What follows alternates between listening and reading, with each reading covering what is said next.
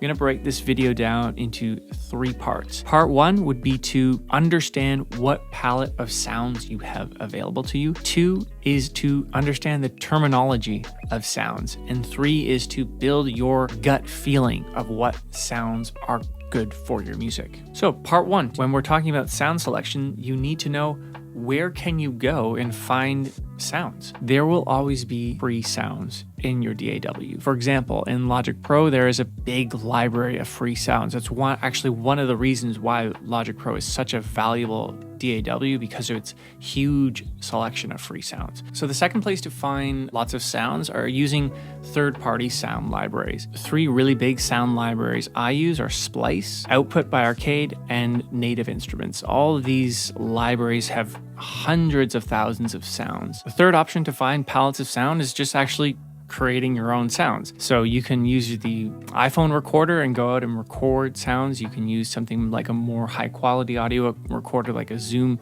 H6, and you can go record the rustle of the trees in the wind or the rain, and you can use that as a sample. Part 2 of this video is to know the terminology of sounds. So when you're actually in the library of sounds, you know what the words are, you know what the vocabulary is, so you know what to choose and what to edit. So let's first start with drums. The terminology of a drum set you should understand. So what is a kick drum? What is a snare drum? What are hi-hats? What are toms? What are claps?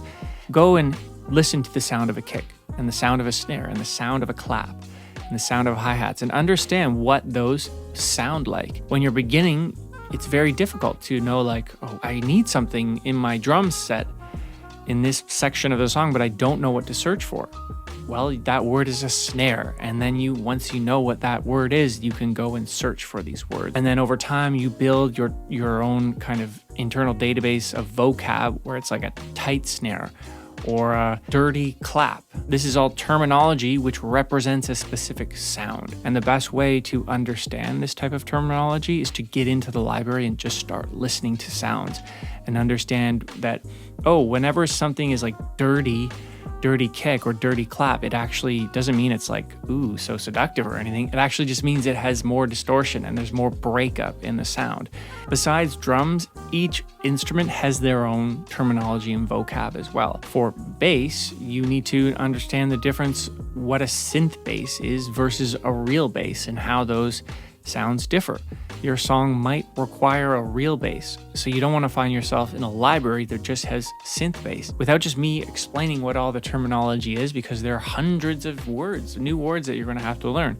It's about getting into those categories within your sound library of choice, clicking and listening, and sometimes you will spend hours doing that. So the second part of part 2, well, you have to know the sound terminology, is to understand when you choose that sound you like, what can you edit within that sound? Let's say you have a synth pad and you like that stock sound that comes with your sound library. What can you edit within that synth pad at the beginning when you don't know anything that can make that sound a little more authentic? What I would focus on at the beginning when it comes to all sounds, to focus on the frequency range, so like the EQ of the sound, the attack, release, and sustain of the sound. You can cut off the attack so it's not as sharp. There's not much of a transient at the beginning. The other thing where you might get a stock sound that might sound really good at the beginning but just doesn't fit into your song, it's because of its reverb and delays, what it has naturally in the sound library.